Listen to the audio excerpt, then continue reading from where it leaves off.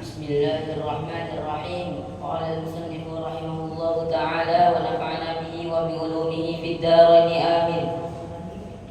Wa qala alaihi salatu wassalam, man talaba ad-dunya bi 'amali al-akhirati tamasallahu wajhahu wa mahaqa dhikrahu wa athbata ismahu fin nar. Wa qala alaihi salatu wassalam, man ahsana as-salata haitsu yarahu an-nas wa asaa as-salata haitsu yakhlu fatilka istihanatun istahana biha rabbahu tabaraka wa ta'ala. Farya'u muhlikun wa khatruhu 'azimun wal ihtirazu minhu wajibun muhimmun wa ashaddu anwa'ihi an yatajarrada ma'idhir riya'i fil ibadati bihaitsu yasiru awwala ma yaqsuduhu an-nasu wa yasiru harisan 'ala ittila'ihim wa nazarihim ilayhi wa lam yajid ba'ithan 'ala 'amalil ghairi dhalika aslan. Assalamualaikum warahmatullahi wabarakatuh. Bismillahirrahmanirrahim. Alhamdulillahi rabbil alamin. Allahumma salli wa sallim ala sayyidina Muhammadin wa ala alihi wa sahbihi ajma'in, amma ba'du.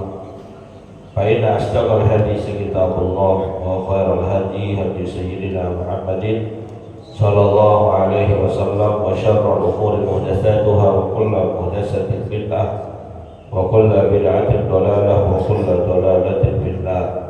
Subhanaka la ilma lana illa ma 'allamtana innaka antal alimul hakim. Rabbi shrah li sadri wa yassir li amri wahlul 'uqdatam min lisani yafqahu qawli. Amin. Yang sama-sama kita hormati dan muliakan guru kita Ustaz Dr. Andes Haji Asman bin Haji Abdul Rahim, Ketua Masjid Al-Istiqomah Ustaz Haji Asmari bin Kiai Haji Abdul Rashid Siddiq, Bapak-bapak, ibu-ibu, remaja, hadirin jamaah yang dimuliakan oleh Allah. Alhamdulillah kita sama-sama melaksanakan kewajiban kita salat subuh dikerjakan secara berjamaah, lanjut hadir di majelis ilmu.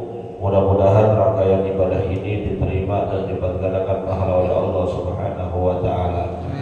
Lanjutkan kajian kita. Qala al-mu'allif rahimahullah ta'ala wa qala alaihi salatu wassalam, man talaba dunya bi amalil akhirah.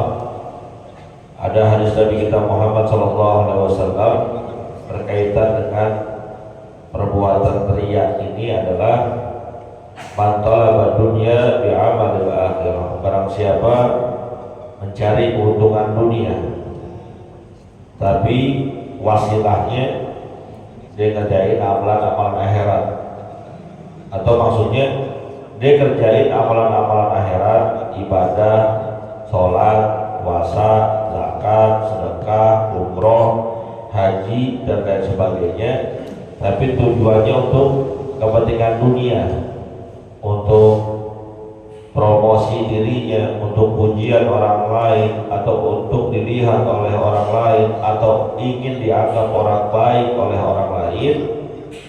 Tamasallahu wajhah, nanti dari akhirat Allah hilangkan mukanya, Allah anggap kagak ada. Wa mahaqa dzikrah, Allah rusakkan juga panggilannya, Allah hilangkan sebutan namanya, gak dianggap. Ini kata-kata kiasan. Orang kalau gak ada mukanya artinya kan udah gak dianggap. Wa asbatasmuhu binnar, Allah tetapkan namanya di nerakanya Allah Subhanahu wa ta'ala. Kenapa? Karena amal ibadah yang mulai dikerjain yang banyak, yang menurut dia ada pahalanya, itu hilang dengan sebab riya. Sholatnya, puasanya, sedekahnya, zakatnya, haji dan umrohnya hilang semua, gak berbekas. Karena gak berbekas, yang ada tinggal dosa-dosanya doang. Di hari akhirat kan kita tahu setelah amal kita dihitung, mana yang layak, mana yang enggak, kemudian hasil hitungannya itu ditimbang oleh Allah bil mizan, ditimbangkan amal perbuatan kita. Dalam surat Al-Qari'ah kita apa tuh? Fa'amman thaqulat mawazinuhu fahuwa fi 'aisyatir radiyah, orang yang berat timbangan amal perbuatan ibadahnya, pahalanya lebih banyak, bahwa fi 'aisyatir radiyah, dia akan mendapatkan kehidupan yang menyenangkan, yaitu masuk surganya Allah Subhanahu wa taala. Tidak ada yang paling menyenangkan di akhirat kecuali masuk surganya Allah. Dan ketika masuk surganya Allah, tidak ada kenikmatan yang paling besar kecuali berjumpa dengan Allah Subhanahu wa taala. Dalam beberapa kitab kita temukan penjelasan bahwa nanti penduduk surga itu setiap hari Jumat dikumpulkan oleh Allah Subhanahu wa taala dari berbagai macam tingkatan-tingkatannya. Mohon maaf Pak, di surga itu bertingkat-tingkat. Ada level paling atas, Jannatul Firdausi A'la. Paling atas tuh levelnya para nabi, para anbiya, para nabi, para rasul, para siddiq. Itu level mereka di atas. Kita sih jangankan di atas, paling bawah juga bersyukur kepada Allah Subhanahu wa taala. Namun demikian, walaupun berlevel-level tingkatannya, setiap hari Jumat dikumpulkan jadi satu, bertemu dengan seluruh orang-orang yang dulu kita kenal di dunia, berjumpa dengan orang-orang yang kita harapkan dulu ketika di dunia kita ketemu tapi tidak bisa bertemu. Kita saat ini berjalan dengan Nabi kita Muhammad SAW, kita nggak pernah berjumpa dengan beliau, bahkan mungkin kita nggak pernah mimpi berjumpa dengan beliau, nggak pernah mimpi kita. Tapi nanti di akhirat, insya Allah bisa dipertemukan oleh Allah Subhanahu wa taala. Di setiap hari Jumat itu dikumpulkan, dan di saat itu Allah berikan kenikmatan yang sangat dahsyat luar biasa, yaitu narallaha jahrah. Kita melihat Allah Subhanahu wa taala secara terang-terangan. Itu yang paling nikmat. Di surga yang paling nikmat bukan makanan, bukan minuman, bukan berenang di air susu, bukan juga bidadari, itu mah biasa. Yang paling nikmat adalah bertemu, berjumpa dengan Allah jahratan. Tapi sebaliknya, wa amma man khaffat mawazinuh, orang yang timbangan amal perbuatannya ringan, lebih banyak timbangan dosanya dibandingkan timbangan pahalanya, karena kemaksiatan yang dia lakukan, karena dosa yang dia kumpulkan, karena perbuatan riya yang menghapus pahala ibadahnya. Fa ummuhu hawiyah wa ma adraka ma hiya narun hawiyah. Fa ummuhu hawiyah, tempat kembalinya dia. Orang-orang yang ringan berbuat amalan pahalanya akan kembali ke neraka hawiyah, yang di dalamnya api berkobar-kobar, yang Allah spesialkan, yang Allah siapkan, yang Allah sediakan bagi pelaku-pelaku maksiat ketika hidup di dunia yang belum bertobat kepada Allah Subhanahu wa taala. Maka pelihara amal kita yang udah kita capek-capek kerjain. Wa qala alaihi salatu wassalam, sabda Nabi kita Muhammad yang lainnya, man ahsana salata haitsu yarahun nas. Siapa orang yang memperbagus salatnya ketika dilihat orang. Wa asa as-salata haitsu yakhlu, tapi dia rusak perbuatan salatnya ketika gak ada orang, ketika sepi. Lagi ada orang, lompong kayaknya paling khusyuk dia, kadang sampai nangis-nangis, tapi giliran sendirian dia rusak amalan salatnya. Rusak amalan sholatnya itu bisa berupa ngerjainnya sembarangan, mumpung gak ada orang, effort aja udah selagu-lagunya, sejadi-jadinya, sehingga sholatnya itu rusak, tidak sah. Atau ada orang yang lagi bareng-bareng sholat, lagi bareng-bareng ikut sama orang lain berjamaah, tapi kira gak ada orang, dia tinggalin sholatnya. Ada yang gitu. Baik untuk dilihat oleh semua orang atau untuk dilihat oleh 1-2 orang saja. Di rumah berpuasa, kadang nyaur bareng, paling sibuk dia nyari sahurnya. Dia malam dia tanyain bininya, anaknya, besok mau sahur pakai apaan? Jam 2, jam 3 dia keluar rumahnya untuk cari makanan sahur. Paling semangat sahurnya.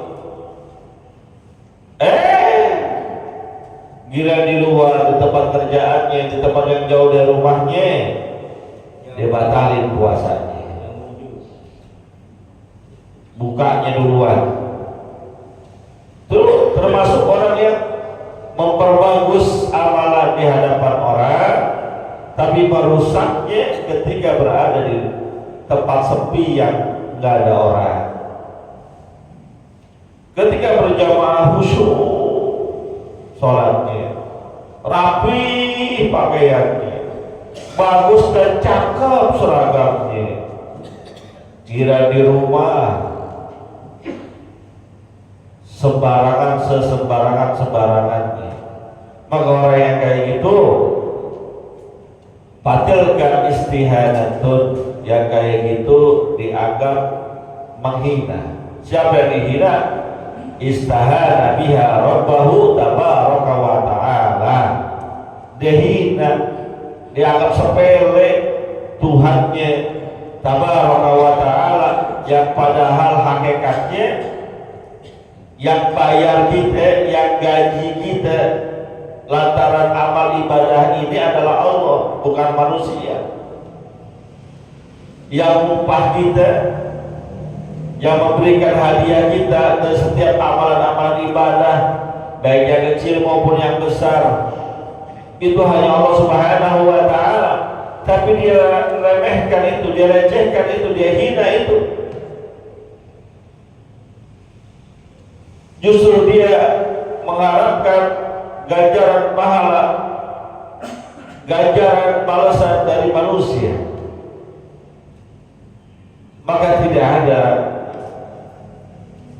balasan buat dia akibat dia sudah istahana rabbah, menyepelekan Tuhan. Pariya'u muhlikun.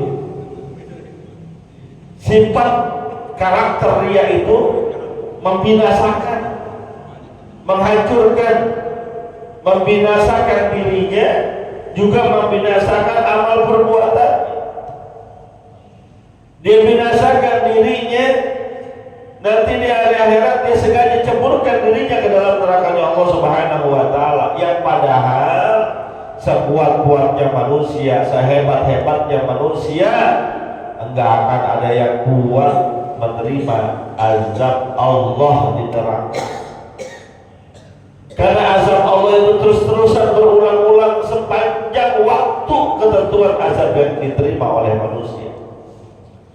Kalau mendapatkan azab setahun di dunia, maka setahun itu kita mendapatkan azab, gak pakai berhenti, gak ada istirahatnya. La rahata lahu wa la tu'ama lahu wa la syurbata lahu. Gak ada istirahatnya di neraka, gak ada makanan, gak ada minuman. Mohon maaf, sering saya gambarkan, kalau kita ada sahabat ataupun teman ataupun kerabat keluarga yang diberikan hukuman di dunia, di penjara, masuk bui, masuk sel, LP dia masuk 5 tahun, 10 tahun, tapi yang 5-10 tahun itu masih ada istirahatnya, masih ada waktu makannya, masih bisa tidur, masih bisa bermain, bercengkrama, masih bisa dijengukin. Tapi nanti kita berlindung kepada Allah Subhanahu wa taala, jauhkan dari siksa api neraka. Enggak ada istirahatnya, enggak ada makannya, enggak ada minumnya. Sekalinya pun makan berupa azab, sekalinya pun minum juga berupa azab, sekalinya pun ada kunjungan dari penduduk surga, itu pun cuma pengen ngeledekin. Dalam Al-Quran kita temukan sebuah keterangan bahwa penduduk surga bertemu dengan penduduk neraka. Lalu penduduk surga berkata, ma wajadna ma wa'adana rabbuna haqqan. Penduduk neraka, alhamdulillah kami masuk surga dan kami sudah mendapatkan, menemui di dalam surga itu apa yang dulu Tuhan kita janjikan kepada kita, berbagai macam kenikmatan. Alhamdulillah kami udah dapat. Sekarang ente nih penduduk neraka, hal wajadtum ma wa'ada rabbukum haqqan. Ente udah dapetin belum di neraka itu apa yang dulu Allah janjikan kepada penduduk neraka melalui Al-Quran? Benar-benar ada. Kalimat pertanyaan yang menghinakan. Ya jelas ada. Gue dong enak dapat kenikmatan kata penduduk surga. Sekarang lo rasain di neraka. Dapat apa yang Allah janjikan kepada kalian.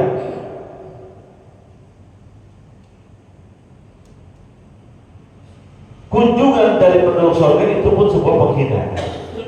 Dan celakanya dan sangat celaka, hitungan hari di akhirat jauh lebih lama, jauh lebih panjang dibandingkan di dunia. Di dunia 1 tahun 365 hari, satu harinya 24 jam. Tapi di hari akhirat satu harinya seakan kal bisa nanti mimma ta'udun. Satu hari di hari akhirat, satu hari masuk neraka seakan-akan 1000 tahun. Bayangin kalau masuk nerakanya sampai setahun, berapa ribu tahun kita menetap di dalamnya, yang isinya azab dan azab. Dikemplang, dibakar, ditandus, ditusuk, disiram, hancur badan kita. Kata Allah, kullama nadijat juluduhum badalna juludan ghairaha liyadukul adab. Hancur badannya, luluh tulangnya. Badalna juludan ghairaha, kami ganti dengan fisik yang lebih baru lagi.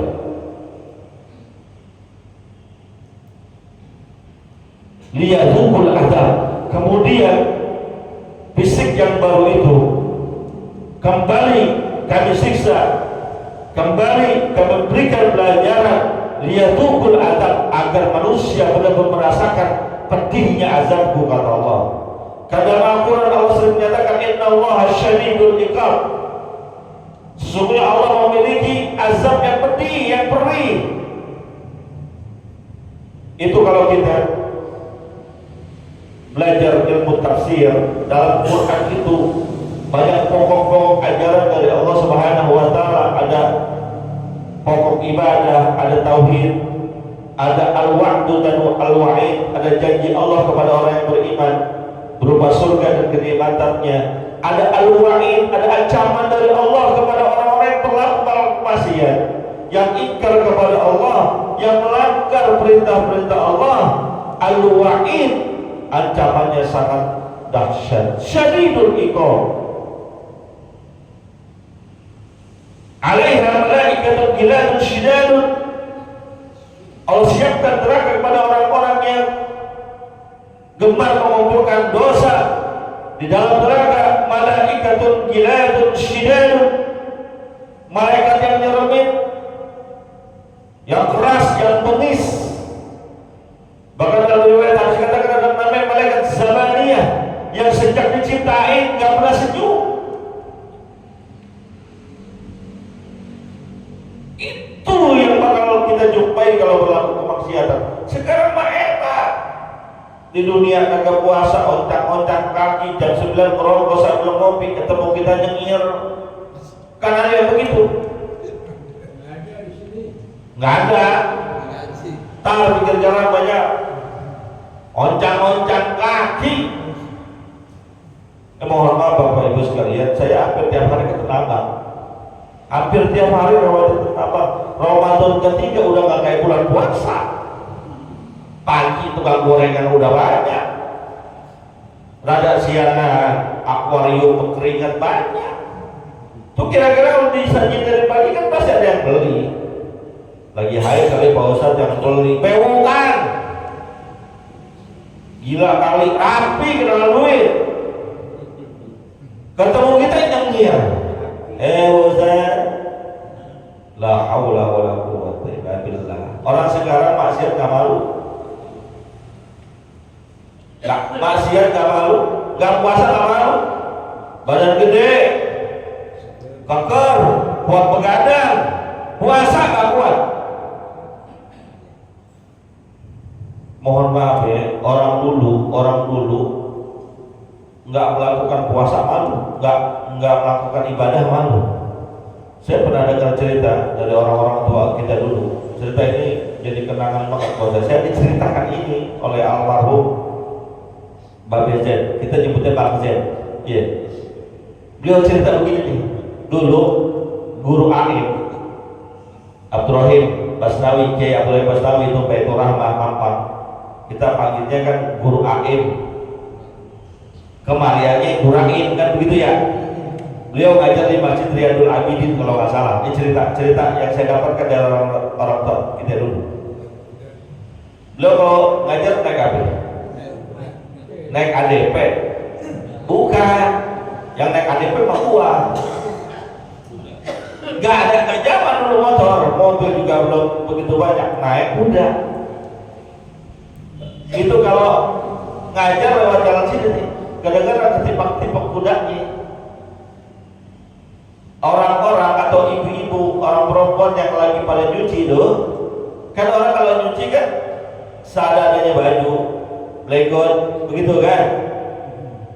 Itu kalau dengar bunyi kudanya Gurain, jadi sekali lagi saya dengar cerita dari beliau yang pernah mengalaminya, saya nggak mengalami.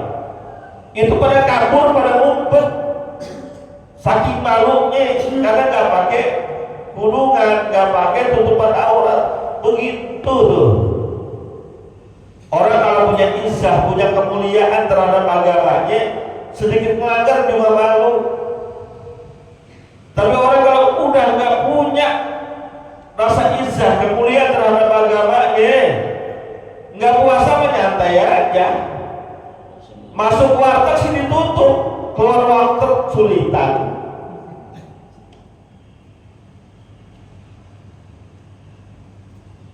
Beneran Pak, beneran. Ini saya cerita sebagai penutup. Ya Allah, saya agak gimana gitu ya. Saya kan hobi jajan Pak.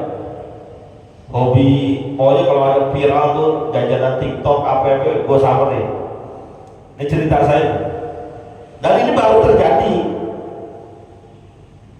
Suatu ketika saya dapat informasi dari media sosial tuh ada tukang kue basah di daerah Kerendang sih jembatan 2A Kerendang. Jembatan besi sono lagi, jembatan 2 atau Roksi sono lagi dah. Itu namanya kue basah sawah Rio. Gue samperin, namun gue tukang jajan, nyampe sono ngantri Pak, panjang. Ada di sini ke depan sono panjang itu antrian, saya ngantri aja. Di tengah saya tuh ada orang pakai peci, saya juga kan pakai peci. Pecinya bener pakainya, bukan ujungnya doang kan kusko, pakai peci. Keluar barisan, mikir capek banget ngantrinya ya udah mau saya nggak ikut ngantri dah, ini namanya barisan saya di sini. Iya dah. Saya tanya, dari mana Pak? dari Depok. Kenapa kesini jauh-jauh? Iya pengen beli kue ini buat buka puasa. Oh iya. Nggak lama, habis ngobrol saya ngantri terus tuh. Dia nyamperin ke kasirnya, nyomot kue, duduk makan sambil nunggu antrian. Ya gue tanya, kok makan? Udah gak kuat banget saya. Ya saya makan dah. Ya, emang ada usulnya begitu. Ngantri beli bukaan, buat bukaan, kecapean, ambil kue makan. Emang ada uzurnya. Soalnya saya pulang jauh banget Pak. Di mana? Depok. La haula wala quwata illa billah. Tuh modelnya begitu tuh. Dan di lingkungan kita banyak begitu. Alasan ngojek, panas banget ngojek, nggak puasa. Alasan kerja, nggak puasa, banyak. Kalau nggak ada uzurnya, hati-hati. Inna adzaballahi syadid. Azab Allah itu pedih, kita nggak bakal kuat. Mudah-mudahan Allah lindungi. Al-Fatihah.